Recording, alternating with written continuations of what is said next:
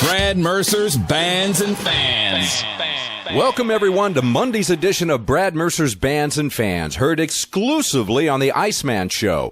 BestCountryRadio.com. Brought to you by the Iceman's Top 40 New Country Countdown. Brad Mercer's Featured Artist of the Week.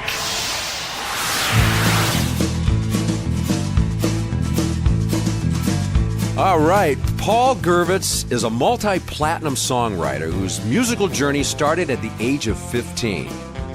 He bought his first guitar in a local store for £12 and signed his first publishing contract at the age of 16 and has since written countless hits for many artists, including his first hit, Race with the Devil, with the band Gun.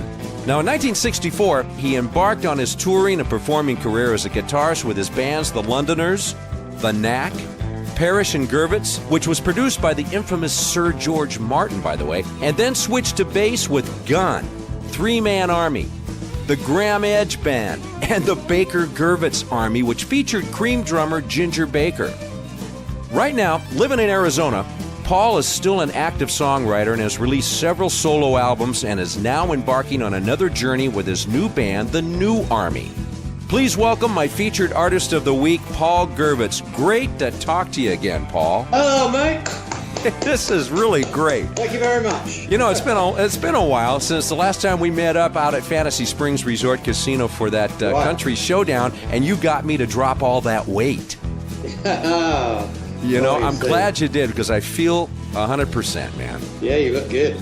Now, obviously, you've had an amazing career run so far. You're like the Energizer Bunny as far as writing and recording new songs. Have you ever had writer's block like, you know, so many artists do? Well, what I tend to do is work in different sections of my musical career. Mm-hmm. So I haven't really had what they call writer's block.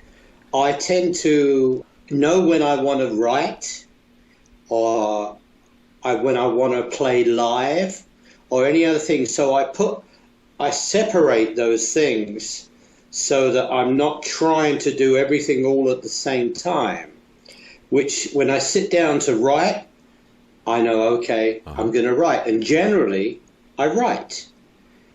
Same thing if I'm going to do live stuff, I'll focus on the live, I'll rehearse, and I'll do it that way. So I guess the answer is no, I never really had writer's block.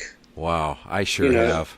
My training really is, from a lot of the earlier writing days has always been, you set a time and say, okay, we're going to write, whether it be by myself or with somebody else, and you write. And so it doesn't really come into being blocked. I've never been blocked. Now, you were playing clubs at a very early age, like the Beatles. Were you in Hamburg around that same time? Exactly.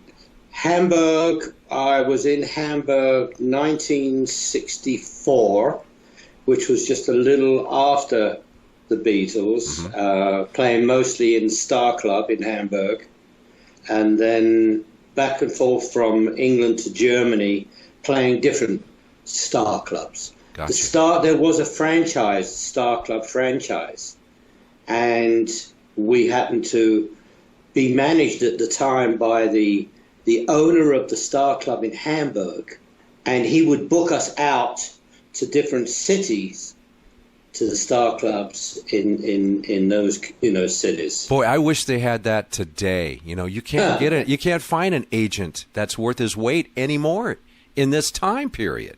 No, the music industry has changed so drastically. Yeah.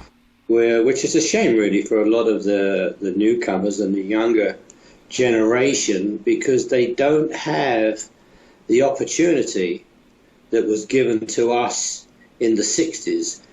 There were managers, there were record labels, there were production companies, and they would work with bands and fund them, money to tour, make a record. That just doesn't, it just doesn't happen anymore. Yeah. Well, that's what the Iceman and I are trying to do. And I'll tell you what, there's a lot of young artists out there that need that exposure, and they need people like you to let them know, how it's done and what to expect now. Well, basically, I think what to expect is very limited today. As I say, because there isn't anyone there to work and help create what we had in those days. Right, gotcha. Hey, when did you put The Gun together? I put The Gun together in 1967 with different. It was basically a continuation of the Knack. The Knack was a continuation of the Londoners, and as music was progressing and changing, I was trying to change and develop the band for what was going on at that time. Gotcha. And when I finally changed it to The Gun, there was a couple of people that had come and gone. For a while, John Anderson, the lead singer of Yes, was the lead singer in Gun. Wow. And it wasn't really the right kind of vocalist for where I wanted to go. Well, it was a hit record for you, Race with the Devil. Oh, yeah, it was a hit. And I'm going to tell you, Paul, right now, I'm going outside the box now. Hey, it's my segment. I'm going to play it right now. I'm going to play that song, Race with the Devil. Let's take a real break and listen to it, gang. This is The Gun, Paul Gurvitz's band back then. Race with the Devil was a big hit. It's on Brad Mercer's Bands and Fans, bestcountryradio.com. Turn it up. Hey, it's just like it was yesterday for me. That's Race with the Devil, The Gun. Paul Gurvitz is my featured artist of the week here on Brad Mercer's Bands and Fans. A lot of bands covered that, didn't they? Oh, yeah. I think anyone that can play a guitar has covered that song. First started, there was an American band called Black Oak, Arkansas. Sure. And then there was a band from England, all-girl band called Girl School. They actually had a hit with it.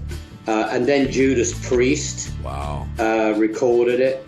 And it's just, I think if you go on YouTube, it's like one of these songs where anyone that has a band,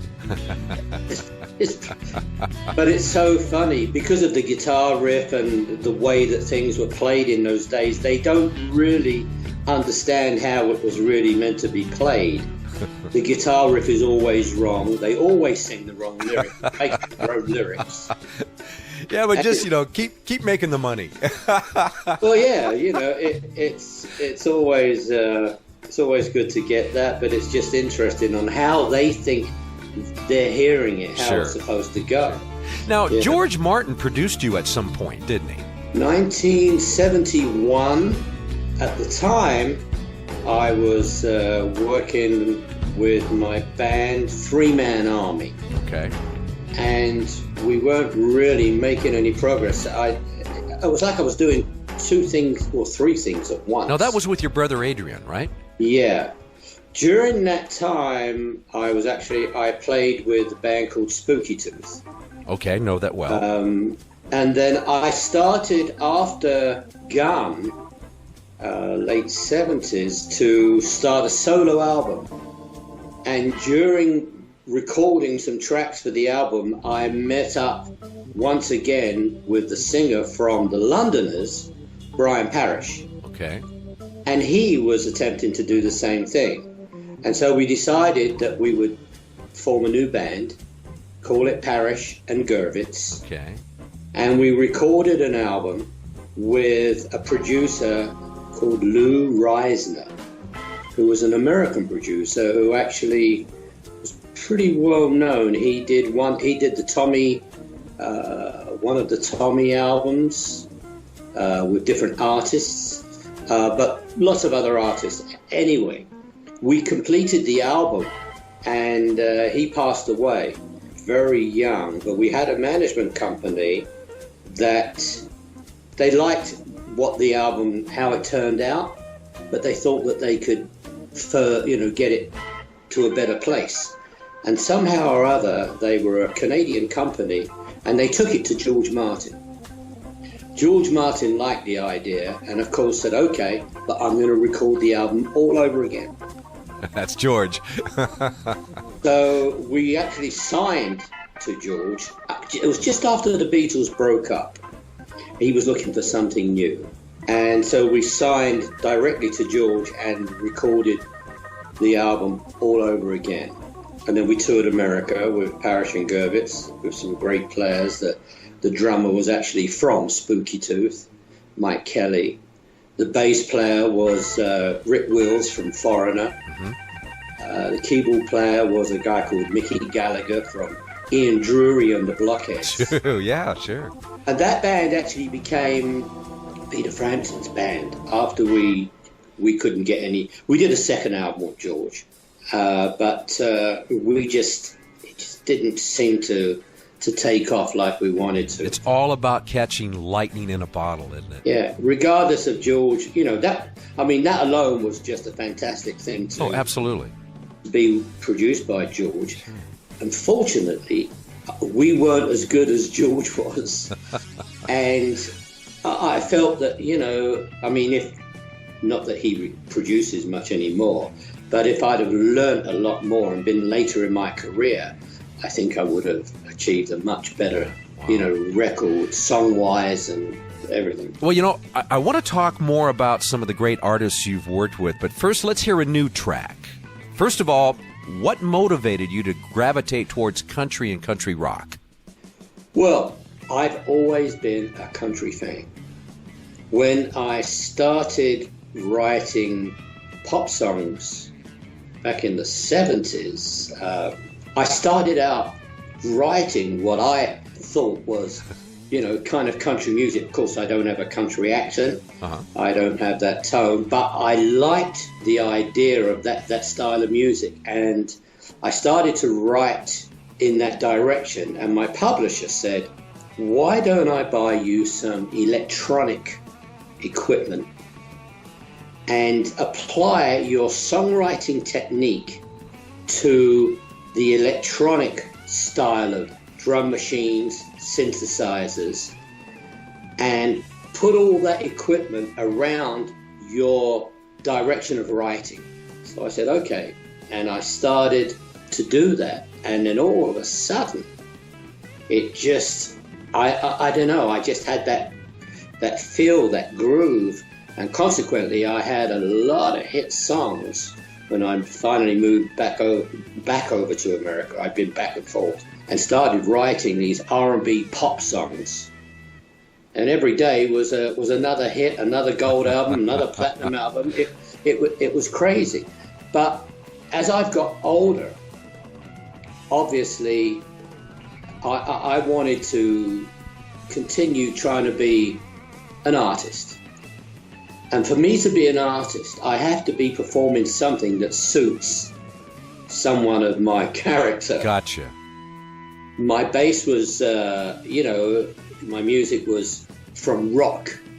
And I didn't have the players to record and make that kind of music again. It generally worked better with a band, with Gunn and Three Man Army and Baker Gurvitz. Sure. And it was always better with a band, and I found it very difficult to try and be convincing writing great rock music by myself.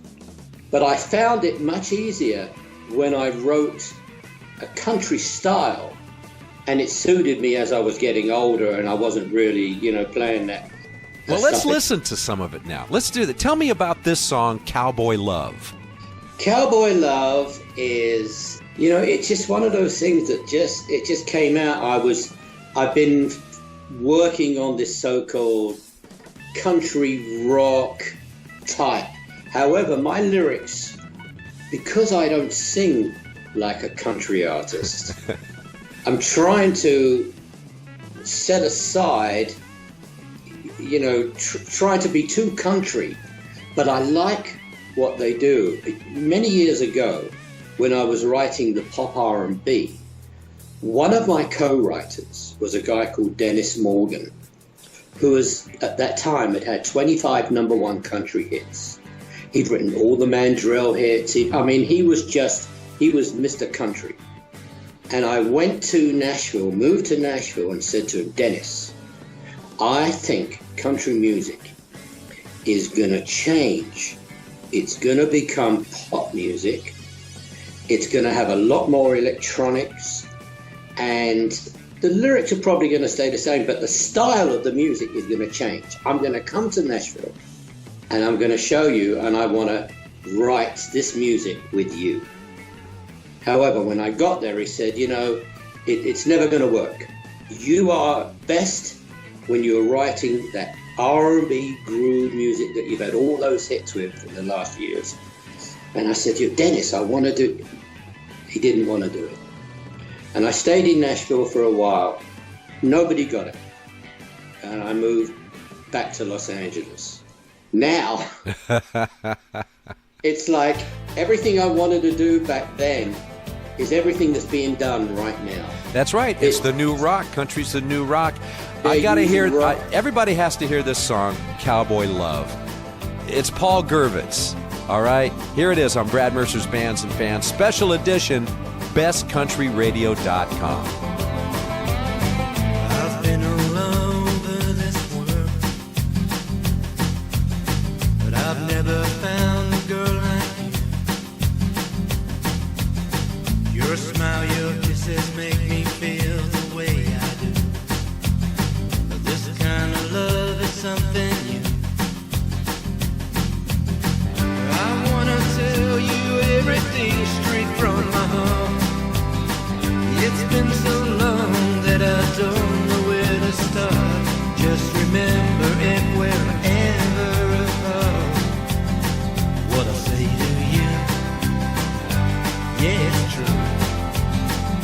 It's cowboy love. It's cowboy love.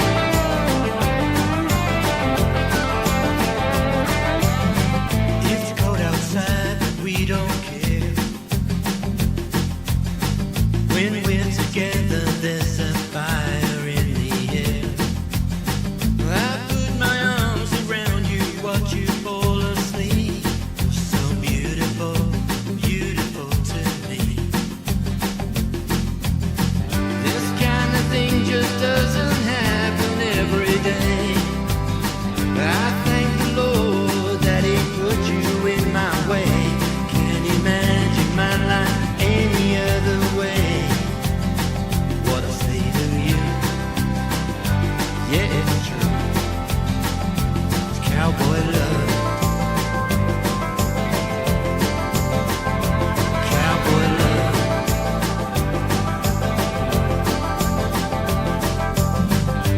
I remember when I got down on my knees. Didn't hesitate or even wait for please. You just looked at me with those eyes and you just smiled. What you said to me, that's cowboy love. Cowboy love. Cowboy love. Cowboy love.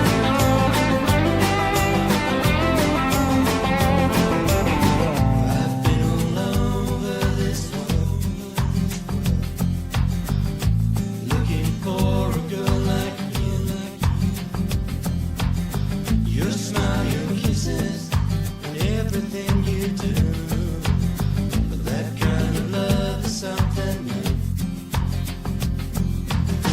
This kind of thing just doesn't happen every day. But I thank the Lord that He put you in my way. Can't imagine my life any other way. What I say to you, yeah, it's true. It's cowboy love. Cowboy love. Cowboy love.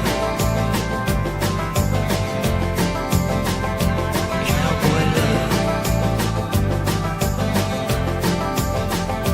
Cowboy love. Oh, yeah, my featured artist of the week, Paul Gurvitz and Cowboy Love. Paul, we were talking earlier about your band, Three Man Army. Tony Newman played drums in that band and ended up going with David Bowie. Who did you get to replace him? Ginger Baker. That's what I was getting at.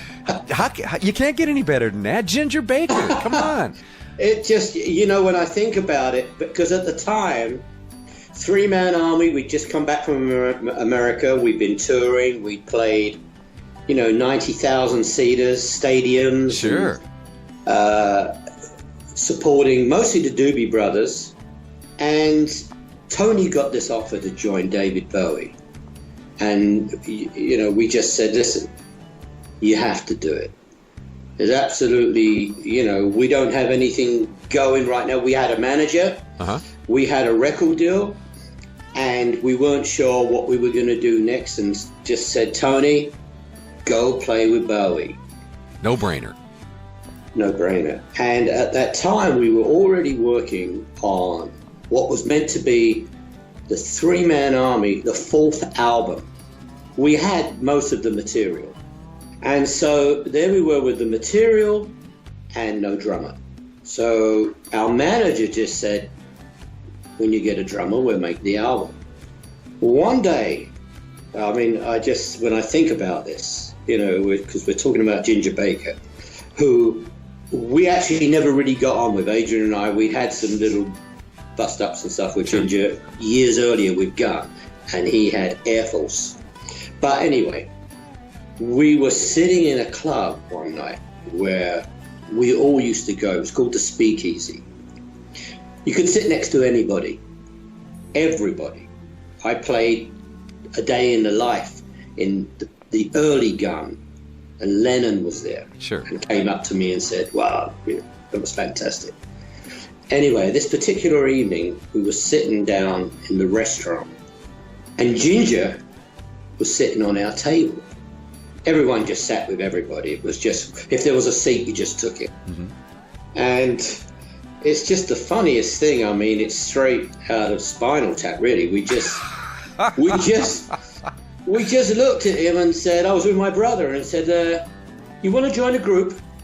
And he looked at us and said, what group? We said, well, us. And of course, Ginger said, well, who are you? He knew exactly who we were, but that's just Ginger, well, who are you? Said, well, we have this band, the two of us, and we have a manager, and, Tony's just left and gone to join Bowie. We need a drummer. What are you doing? He'd just come back from Africa. He had no teeth in the front. They were all smashed out. He just looked like a homeless person, because he already looked old then. What a drummer. And he said, we told him we had a rehearsal room that wasn't far away. Would he like to come and just try? What you got to lose? So he said, okay. And we went to the rehearsal room, and it just exploded because we were ready, as a three-piece band. We were three-man army, Gun. We knew exactly what we were going to do and what we wanted. All he had to do was drum. Gotcha. And of course, it just took off. It was just like, oh, this is a band. Yeah, absolutely. Yeah. The next day, we went to the studio where we used to do a lot of stuff, always at Pete Townsend's studio. It was called Rample. Uh-huh. We did Baker Gurvitz there eventually, and we did Three-Man Army. And we checked ourselves into the studio and started recording. The following day, we called our manager and said, okay, we got a drummer, and we've started recording. We're in the studio right now. The manager was a big Scottish guy. He also managed Nazareth and Alex Harvey. Wow. Big Scottish accent. Loved Alex Harvey. I Amos can't Moses. I can't do a Scottish accent, but, we're in the studio with Ginger now. Oh, you're joking around. Yeah, sure. So, no, really, Ginger has joined the band. Well, he said, I'm coming over. And he shows up at the studio. He was absolutely just like, he couldn't believe it. He thought we were, making one up. Wow. And he walked in. When he saw Ginger, it was like he just went, "Oh, you!" Was this the time period where you ran into Terry Reid? I'd known Terry earlier. Because Terry just told me to say hi to you. Oh. He lives out here. Yeah, I saw Terry when That's I right. came to see you. We hooked up when you were out here. No, I knew Terry because I think we played on a tour together back in the 60s. Yeah. I think I've got a feeling that he was on a tour that we were doing. Because he was another amazing guy. I mean, he was on the farewell tour with Cream. Yeah. Listen, Paul, I can go on forever with you. This is just so exciting for me to talk to you. Where can we follow you and buy your music now? I am just almost finished putting together my new CD. Can't wait. Which I'm actually thinking of calling Cowboy Love. Wow. Which has 13 tracks of my new direction. Okay. Which I play with my band, the New Army, plus a lot more songs. Now, you have a website, and you will update that. Yeah, paulgurvitz.com is where I'm thinking of doing a lot of the information on this new CD, rather than trying to cram it all on a small CD cover. Sure. I'm just going to put the link to the website, and then on the website, you'll be able to see in comfort the tracks, what's going on, and where it's being sold. I mean, obviously, you can just go online and search my name, and there's lots of places that sell my music. Right. But the new one, I'm physically just mixing the last track now. Good. PaulGurvitz.com. You thinking about touring again? Well, I'm not really thinking about doing extensive touring, but I've just put together a new bunch of players out here, and we are definitely going to be playing shows. How far we're going to go, I don't know, but it's a fantastic band. There's just love some of the players are just fantastic. Well, we can't wait to hear what you got. Thanks so much for hanging with me, Paul. Before we get to the Iceman's Top 40 New Country Countdown, let's hear another new track. Tell me about Down That Road Again. I love this song. Well, Down That Road Again is obviously, we've all been down that road many times, and that was basically the idea about the song, boy meets girl decides to go somewhere else, you go try it. You see the signs, she's looking at you, you're not getting the same vibe. Sure. You've been down that road again and again and again and again. That was basically the idea of that song. Well, it's a great song, Paul. Turn it up, folks. It's Paul Gurvitz on Brad Mercer's Bands and Fans Special Edition. You're tuned in to bestcountryradio.com. Later, Paul. Thank you. I got a little suspicious when I saw some of the clothes had gone. I didn't take it serious, just thought that they were old. But it's a warning sign stuck in my mind that I've been here before. 'Cause when I look into her eyes, I see she don't love me anymore. I'm down that road again. Yeah, yeah.